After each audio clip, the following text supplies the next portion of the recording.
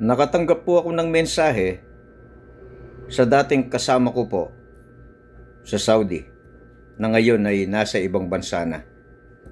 Gaya po ng mababasa niyo sa screen, ganito po ang kanyang comment o message sa akin. May warrant daw si SENRM. Ang binabagit po niya rito na SENRM ay Rodante Marcoleta. Pero wala pang mag-serve daw ng warrant. Kain naman talaga. Kung sino pa yung lumalaban sa korupsyon, talagang ginigiba nila ang mga lumalaban ng tama. Ano epekto nito sa grupo nyo pag hinuli si SENRM? Nakamonitor din po pala sila. Nalalaman nila ang nangyayari. Kaya nga po nakapag-komento siya na kung sino pa yung lumalaban sa korupsyon ay talagang ginigiba nila ang mga lumalaban ng tama. Nakamonitor po sila. Yung huling tanong po niya o yung sa pinakahuli ang tanong po niya, ano epekto nito sa grupo nyo? Ako po ngayon ay isasagot bilang isang mamamayang Pilipino at bilang isang individual na kaanib sa Iglesia ni Cristo. Ang pagsagot ko pong ito ay walang kinalaman ang pamamahala at wala ding kinalaman ang iglesyang aking kinabibilangan. Bilang isang mamamayang Pilipino po, siyempre dahil sa nakikita ko, sinusubaybayan ko ang nangyaring investigasyon noon, dahil sa ngayon ay wala pa, ay nakikita ko naman sa aking pagkaunawa ay talagang si Senador Rodante Marcoleta, gaya ng binanggit sa message o sa komento ng dati kong kasama sa trabaho, ay talagang nakikipaglaban. Lumalaban sa korupsyon. At ang nakikita po namin ay talaga namang ginigiba nila ang mga lumalaban ng tama. Kaya bilang isang mamamayang Pilipino ay masikit po sa amin yon. Masikit sa amin. Kasi isang malaking problema po ito na dapat ay maresolba pero walang nangyayari. Yan po ang aking damdamin bilang isang mamamayang Pilipino. Gaya po nitong dati kong kasama sa Saudi na nasa ibang bansa na ngayon. Bilang isang kaanib sa Iglesia ni Cristo, ay natural na sasama ang aking kalooban, masakit sa pakiramdam, hindi maganda ang aking nararamdaman nung mabalitaan ko po na may warrant si Senador Rodante Marcoleta o si kapatid na Senador Rodante Marcoleta, sapagkat siya po'y kapatid ko sa pananampalataya. Alam ng marami yan na si Senador Rodante Marcoleta ay isang kaanib sa Iglesia ni Cristo at kapatid namin sa pananampalataya. Gaya rin po ng mababasa niyo sa screen, napakalinaw po ng turo, ng aral, ng doktrina sa loob ng Iglesia ni Cristo. Mababasa po ninyo sa screen. Igalang ninyo ang lahat ng mga tao, ibigin ninyo ang kapatiran. Matakot kayo sa Diyos, igalang ninyo ang hari. Mayroon pa, magmahalan kayo bilang tunay na magkakapatid. Unahan ninyo ang bawat isa sa pagbibigay galang. Mga minamahal, magmahalan tayo sapagkat ang pag-ibig ay nagmumula sa Diyos. Ang bawat umiibig ay anak ng Diyos at kumikilala sa Diyos. Mga doktrina, mga aral na aming sinusunod sa loob po ng Iglesia ni Cristo. Ano pa po? Ano pa po ang isa? Pero bago ko po basahin yung susunod, tatandaan po natin napakatibay ng kapatiran sa loob ng Iglesia ni Cristo sapagkat ang Panginoong Hesukristo pong nagtatag niyan. Kaya ano man pong naririnig namin, ano man pong gagawin sa kapatid namin na si Senador Rodante Marcoleta ay masakit po sa aming damdamin. Ramdam po namin yan. Ramdam namin yan. Sapagkat siya po'y kapatid namin sa pananampalataya. Kapatid namin sa loob ng Iglesia ni Cristo. Ang tanong po ng dati kong kasama sa Saudi ay yung sa huling mensahe niya, pinakaibaba, gaya ng mababasa niyo sa screen, may tanong po siya. Ano ang epekto nito sa grupo ninyo? Ano man pong magiging epekto niyan, yung mga nauna ay pinahayag ko na. Ang naging epekto sa akin. Masakit ang aking kalooban, masakit sa damdamin, sapagkat siya nga po'y kapatid ko sa loob ng Iglesia ni Cristo. Yung tanong po ay ano epekto nito sa grupo ninyo? Sa grupo ninyo. Yung epekto po niya sa grupo, bilang kaanib sa Iglesia ni Cristo, mayroon po kaming sinusunod, iginagalang na pamamahala. Mayroon po kaming tagapamahalang pangkalahatan, ang pinakamamahal na kapatid na Eduardo V. Manalo. Siya pong magpapasya niyan. Sila pong higit na nakakaalam niyan kung ano po ang magiging epekto kapag hinuli si Senador Rodante Marcoleta. Sila po ang higit na nakakaalam kung anong magiging epekto niyan. Pero ako bilang kaanib sa Iglesia ni Cristo, ano man po ang magiging pasya ng pamamahala, ay lubos po akong pasasakop, lubos akong susunod. Kasama ko po ang aking buong sambahayan. Pag sinabi nilang lalabas po kami, ng isang araw, isisigaw namin ang aming saloobin. Take note po, take note manong, yung mga sumisirat na naninira sa iglesia, take note yung aming paglabas ay hindi po destabilization sa pamahalaan. Pag sinabi ng pamamahala at narinig ko, bilang isang kaanib sa Iglesia ni Cristo, lubos po akong pasasakop. Pag sinabi nilang lalabas kami, ng isang araw, isisigaw namin kung anong aming saloobin, kasama po ako dyan at ang aking buong pamilya. Pag sinabing 2 araw, kasama rin po kami dyan. Pag sinabing 3 araw, kasama po kami dyan. Pag sinabing walang uwian, lalong kasama po kami dyan. Ano man ang pasya po ng aming pinakamamahal na tagapamahalang pangkalahatan, kaysa po ako at ang aking buong sambahayan.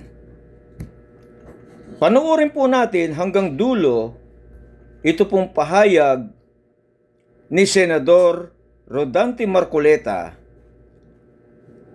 na kabilang po dyan ang ipinahayag niya tungkol po sa warrant na tinanong ng aking dating kasama sa Saudi. Panuorin po natin ng sabay-sabay hanggang dulo. Heto na po.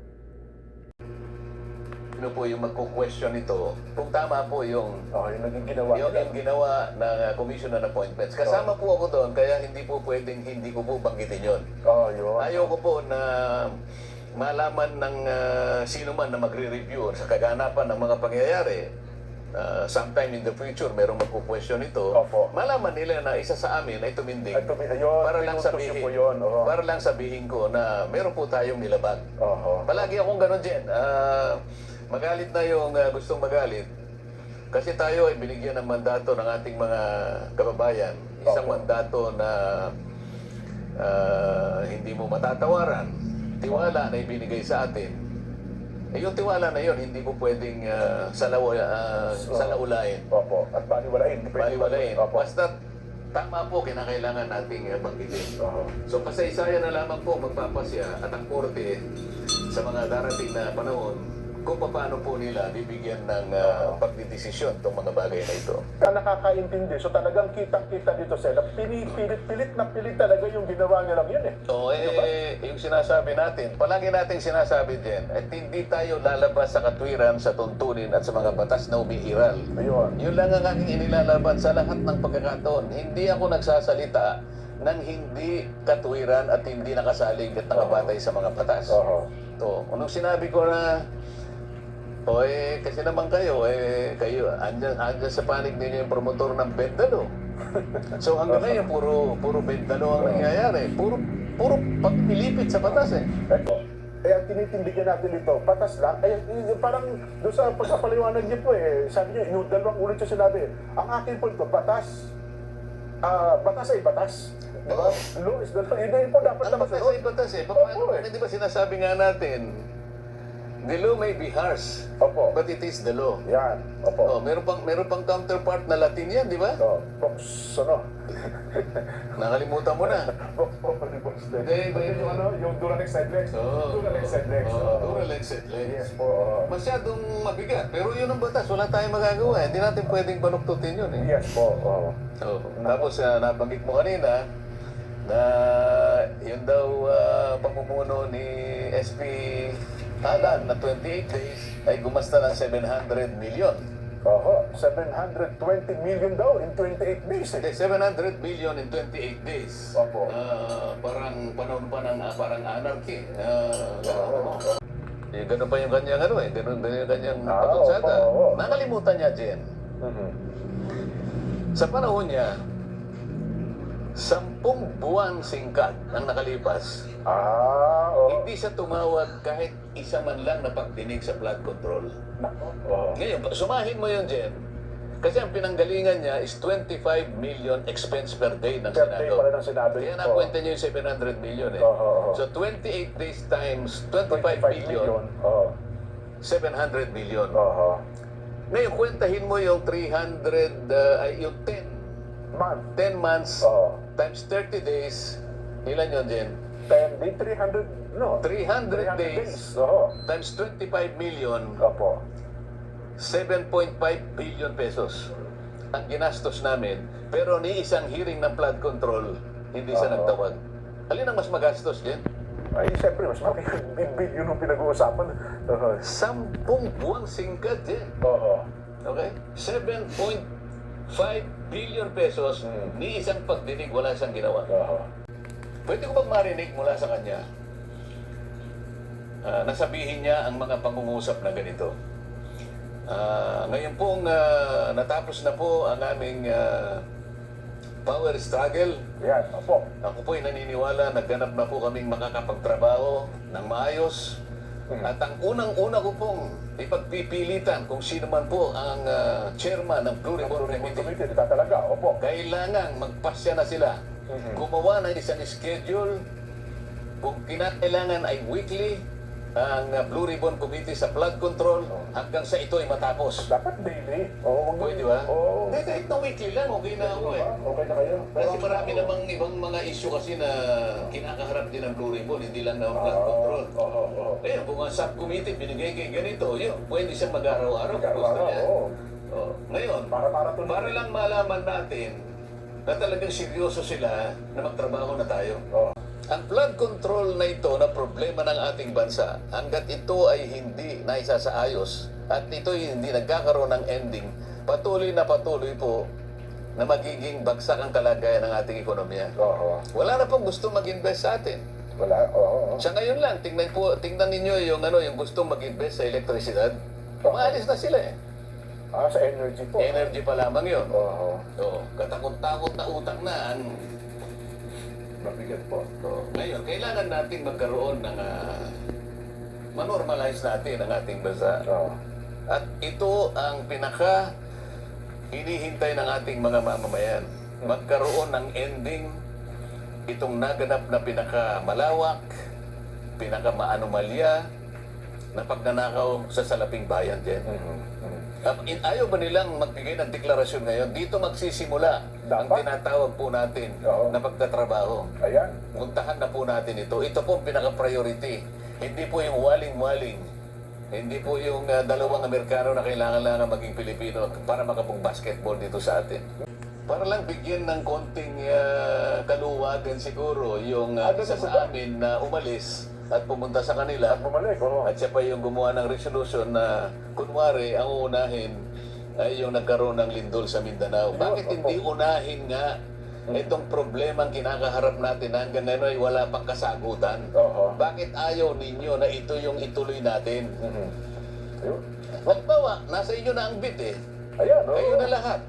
Meron ba kaming maaasahan? Meron bang maaasahan ang ating mga kababayan na ipagpapatuloy ninyo? Ito yung hinihintay nila eh. Ako, wala na eh. Ayaw nila ibigay sa akin. Ayaw nila akong manguna dyan. Oo. Okay lang. Oo. Pero isa sa kanila, o yung kung sino yung naatasan na siya yung manguna ng Blue Ribbon, magdeklara na kayo. Ayan, agad-agad. Magbigay na kayo ng schedule kung sino ang tatawagin ninyo. Lahat ng mga, alam naman nyo kung sino yung tatawagin eh. Oo. Alam na po nila. Ay, nako. Pero mukhang hindi yun ang priority sa'yo. Kapag hindi yun ang priority, hindi totoo kailangan tayo magtrabaho na ngayon. Oo. Bakit ka mo? Sa nature lang ng nakawan din, no, hindi karaniwang magnanakaw eh. Oo. Ang magnanakaw, yung pa namang mga taong binigyan ng mandato na maglingkod para sa kanila. Oo. Tingnan mo na lang, tiwala ang binigay ng mamamayang Pilipino sa kanila Oo. na sila'y paglingkuran. Binoto sila. Pagkatapos sila yung nagnakaw, imbesa sila ang maglingkod. Mhm. Ang karaniwang magnanakaw, paulit-ulit nating sinasabi, paiwas yan eh. Tsaka sa gabi yan. Ayaw magpakilala. Oo, nakatakip ang mukha eh. Nakamaskara, lahat ng maskara gagamitin niya para lang walang mapagkakakilanlan sa kanya. Para hindi siya makilala. Mhm. Di ba? Opo. Sa gabi, gumagamit siya ng dilim para sa ganon ay, di ba, makaiwas siya. May kumpli niya yung kanyang sarili. May Opo. kubli ang kanyang sarili. Pero itong mga nagnakaw, tanghaling tapat din. Broad daylight, tanghali tama. Walang maskara. Mhm. Ganon ka, paano natin i-describe? Ganon ka lakas ang loob nila. Mabuti pa po yung tanghali sila, naging tapat eh. Sila, hindi sila naging tapat eh, no? Ay, nako. Ngayon, kung walang magpapasya sa kanila na, simulan na natin ang pagtatrabaho. Oo. Yun ang simula na sana ang makita ng taong bayan. Oo. Kasi ang problema na kinasasangkutan natin, napakalaki ng kaugnayan dito. Nawalan na ng tiwala ang taong bayan na dahil dito. Nawalan ng tiwala pati yung mga kapital, pati investor, lahat. Opo. Bumagsak ang ekonomiya dahil doon. Bakit hindi yun ang unahin mo? Mukhang ang direction na po nila ngayon, Sen, pasensya na kayo, ito, observasyon na iba, pag social media, mukhang pinofocus daw nila ngayon ang atensyon sa impeachment yata. Ano? Well, yun lang naman ang napansin ng iba. Pero mukhang iniiwasan nila itong direksyon ng flood control. Siguro, dito nga sila nagagalit sa akin dyan dahil ang ginagawa ko lang naman ay para tuparin natin yung tungkulin natin. Oo. Nahiran akong Blue Ribbon Committee chairman noon at nung bago ko simulan naman yun, ako'y nakipagkita sa Pangulo Opo. at ako nga ay kanyang binigyan pa ng lakas ng loob at binigyan niya ako ng USB na magagamit para umpisahan lahat ito eh. Totoo po, totoo. Ngayon, lahat nun ay nangyari sa aking palagay na meron siyang basbas doon sa gagawin ko. Oo. O ngayon, lahat ng mga apektado, lahat ng mga lumilitaw na may kinalaman sa malawakang pagnanakaw na yan ay gumagawa ng paraan para usigin ako ngayon. Oo. So, ang ginagawa ko naman ay para sa ikalulutas ng problema ito. Bakit ngayon ako pa ngayon ang ginawa nila ng isang kasong inimbento nila Nako. para sa ganon, matigil ko na itong ginagawa ko. Oo. Unang-una, akala ko nung makuha namin ang beat, Opo. ay may pagpapatuloy namin ang pagdinig sa Blue Ribbon. Ngunit nandun na yung isara nila yung Senado dahil meron Opo. daw security issue at nandun na pauwiin ang aming makawani, work from home. So, yung maliit na puwang na yon na may sa katuparan sana namin ang isang legitimate na pagdinig, pati yung napigilan nila eh. Opo. At sabihin, hindi daw kayo nagtrabaho kasi ganun ang nangyari. Yung June 4 na nagawa namin, halos questioning pa nila kahit na nagamit namin ang session hall. Pero wala kaming Blue Ribbon committee staff Opo. na nag-assist sa amin. So, yung huling bahagi sana na maaaring matawag namin na huling-huling pagdinig na lang, hindi rin May sa katuparan. natuloy yun Opo. dahil nga nakasara Yan. ang Congress. Ginawang garrison ang Oo. Senado. Parang garrison ng Hapon.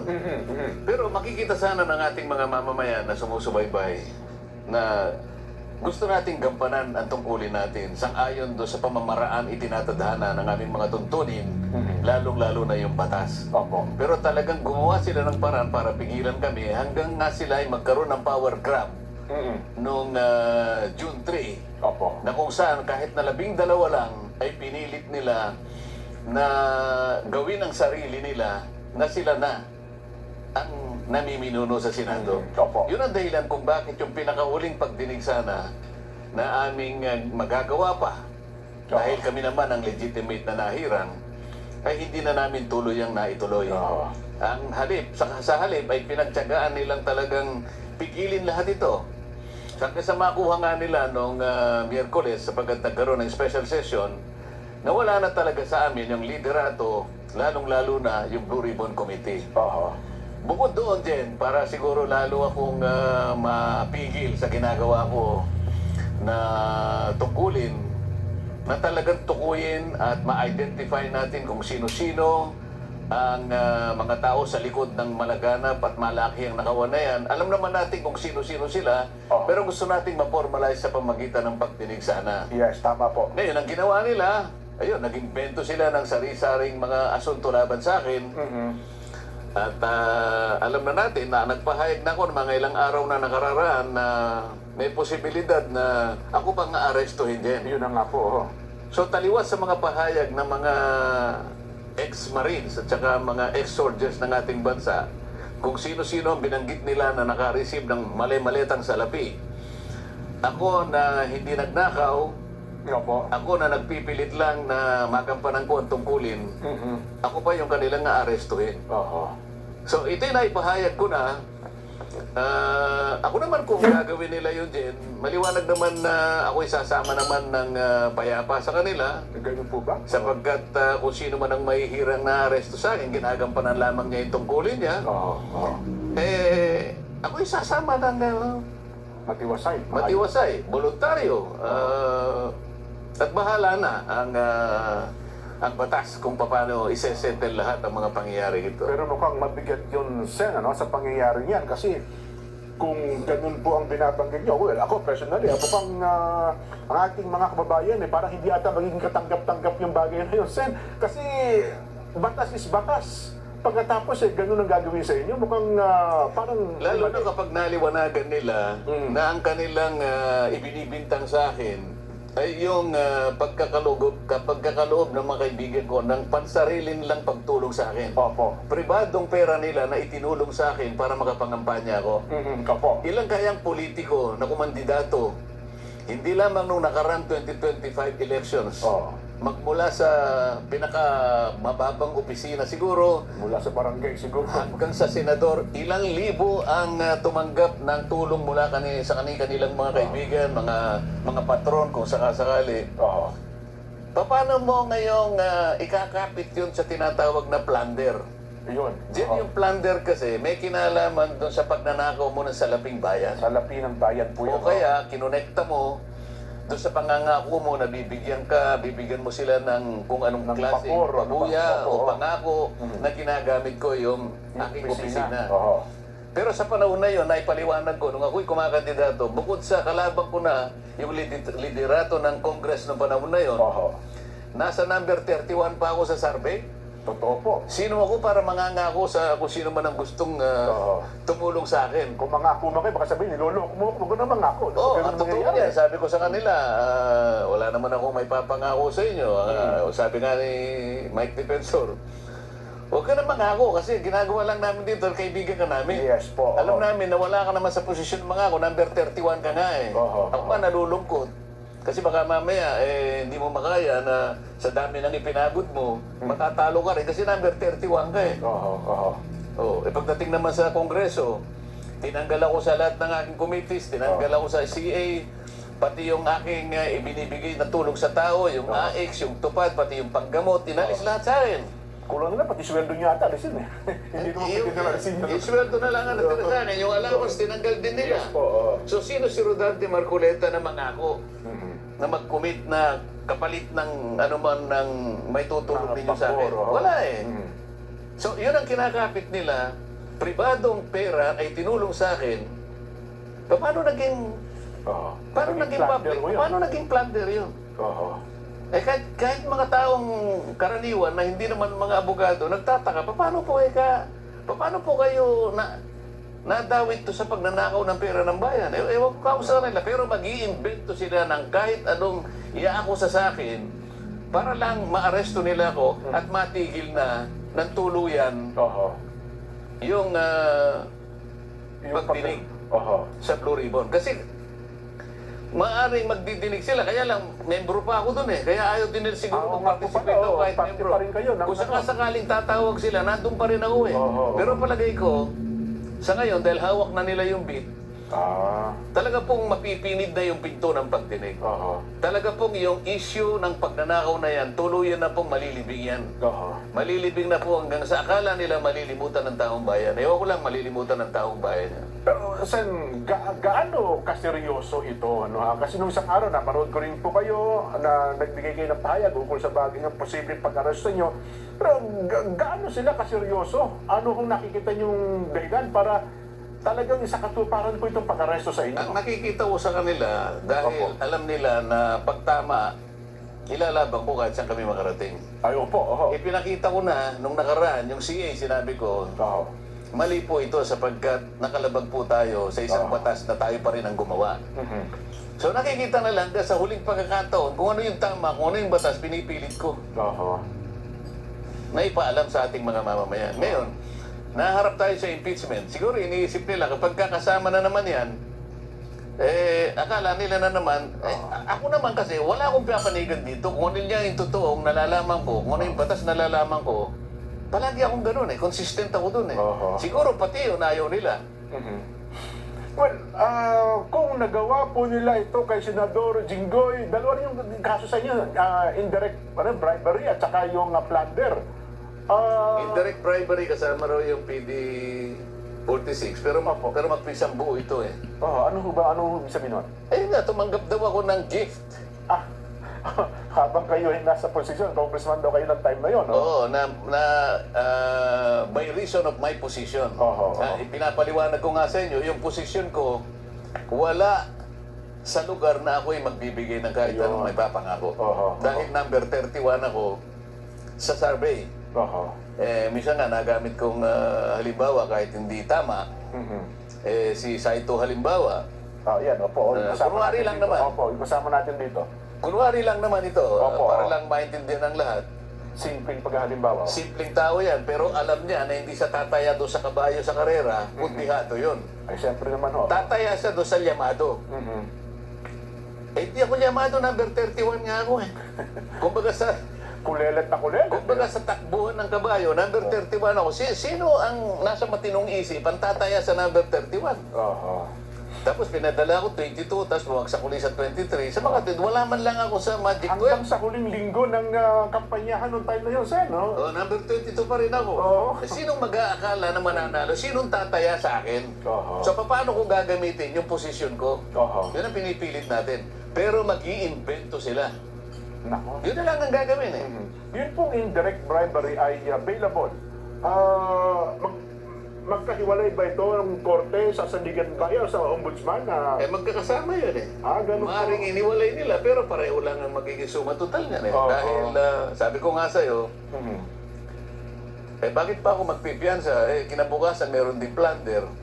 Oo. Pero as of now, sa mga sandaling ito, Sen, habang tayo nag-uusap, 451, meron na ba kayong nabalitaan na arrest warrant o ano man na para kayo po ay... Nabalitaan ko na. Kaya nga ako nagpapahayag ngayon kung sakasakali pong ituloy nila ang pag-aresto sa akin, ako po isasama sa kanila peacefully. Ibig sabihin, I will not resist. Mhm. Sapagkat tungkulin po yun ng arresting officer. Opo. Alam po naman po yung tuntunin kung paano ka arestuin. Opo. Talagang ganyan eh. Ako naman ay dahil sa ginawa kong pakikipag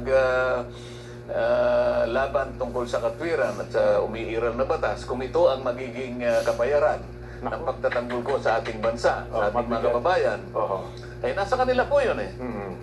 Wala akong alam na aking nilabag na batas. Yung pong kanilang mga asunto'y puro invento yon. Alam po ninyo, pinagdalhan ng mali-maleta. Pati po yung mga kasama ko sa Senado na dati namin kasama sa grupo namin, meron silang plunder na nauna na. Pero dahil sa pagsanib sa kanila, nawala na po siguro. Baka sila po ay hindi na asuntuhin. Mauuna pa po akong aarestuhin. Doon sa mga kasama namin dati na nangako na magiging intact kami. Walang hiwalayan, walang maghuhudas. Sabi ni Pero Boying, napansin na ninyo kung sino po yung naghudas. sabi ni Ombudsman Boying, yung mga naunang sadya hinog na raw po ang kasong plunder para sa kanila. Nakita ko, unang-una, April 2026, nandun yung 5 kaso na nakalaan para kay Martin Romualdez. Isang plunder, isang indirect bribery, isang direct bribery, a violation of AMLAC, violation of RA 3019. 5. April 2026. Hindi ko lang alam ng date kay Joel Villanueva at saka kay Chis Escudero. Pero ako, invento lang. Walang kaugnayan po sa public funds. Wala po akong ninakaw. Ang tanging kasalanan ko lang po sa kanila, hindi sa taong bayan, ay yung pilitin ko po na ituloy ang pagdinig diyan sa flood control projects, mali na yan. At mapanagot. Kasi At mapanagot, accountability, pati silang lahat. mapanagot ang nasa likod talaga. Nasa sa kanila po yun. Kung talagang aarestuhin po nila ako, ay muli po ako nagsasabi na ako'y sasama sa kanila ng buong pagpapasa ko. I will not arrest. I will not resist the arrest. Pero habang pinakikinggan ko kayo, Sen, mabigat. Ako, personally, mabigat sa loob ko po yung kung gagawin nila yan, Sen, ha? Alam ko naman, si Nelson nga, nakikita ko, lumuluha pa yung tao. Pero talagang gano'n, ha? At hindi ko kayo masisisi kung malulungkot kayo. Pero gano'n talaga bilang tao, malulungkot naman. Lalong-lalo na, sa katulad ko, wala naman akong nagawang kasalanan.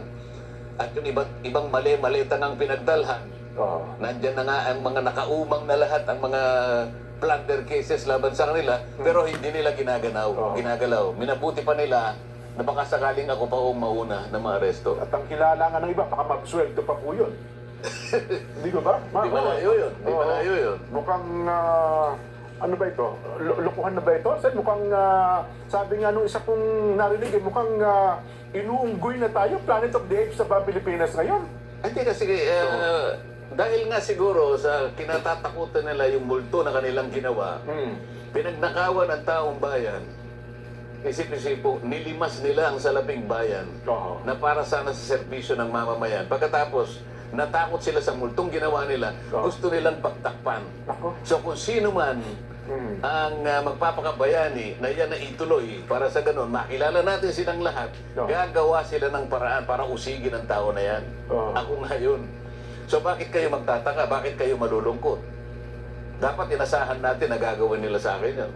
Ang dapat po siguro kayo ang pinagtatanggol nila, Sen, kasi kayo ang sumusunod at pinagtatanggol niyo po ang Yung nakakaalam ng katwiran. Halimbawa, yung mga pulis, yung mga sundalo na nakakakilala ng katwiran, alam nila yun. Kaya lang, yung mga tao na nasa likod ng pagnanakaw na ito, na ayaw nilang mapunyag ang kanilang pagkakakilanlan, ayaw nang makilala silang lahat, yan ang kinatatakutan nila. Kaya nangyari ang mga bagay na ito. Kaya itong pag-broadcast natin ito, malay niyo, ito yung huli nating pag-broadcast sa araw na ito. Hindi ba?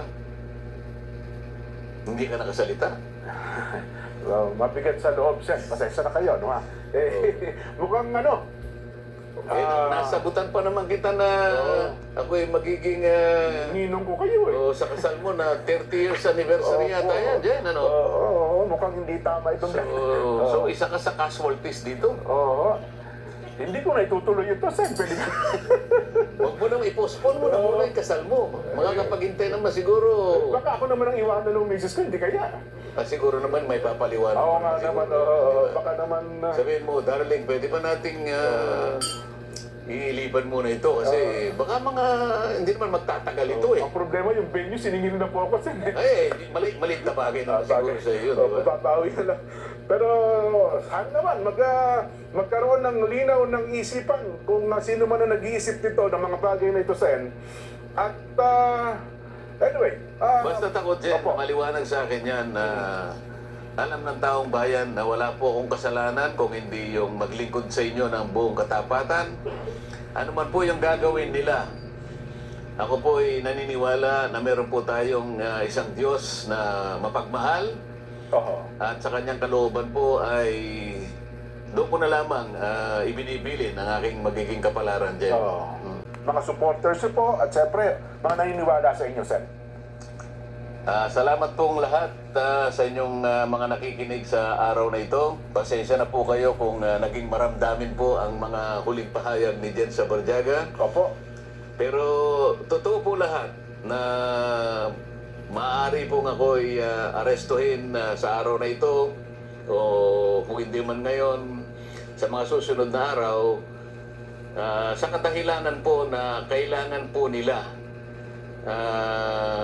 na magkaroon po ng katiyakan na yun pong pag-iimbestiga, yung pagsisiyasat doon sa napakalaking nakawan na nangyari sa kasaysayan ng ating bansa ay tuluyan ng malimutan. Ito lamang ang paraan nila para wala na pong magtatangka na masugid na gagawa ng kanyang tungkulin na tukuyin saan man tayo makarating.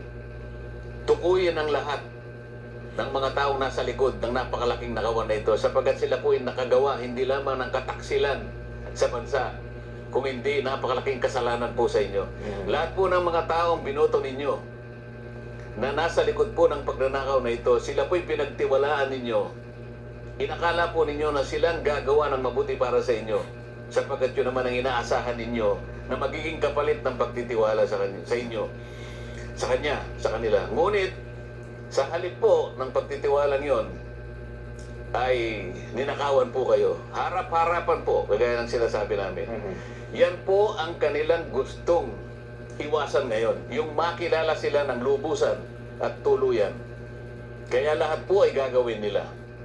Huwag po kayong mawawala ng loob. Alam ko po na ito'y pansamantala lang. Alam ko pong hindi magpapabaya ang Panginoon Diyos. Siya po ang gagawa ng paraan upang malutas po natin ang problemang inaharap ng ating bansa. Pansamantala, dyan lang po kayo. Tibayan po ninyo ang inyong kalooban. Hindi po tayo matatalo sa ating ginagawang pakikipaglaban. Salamat po sa inyo.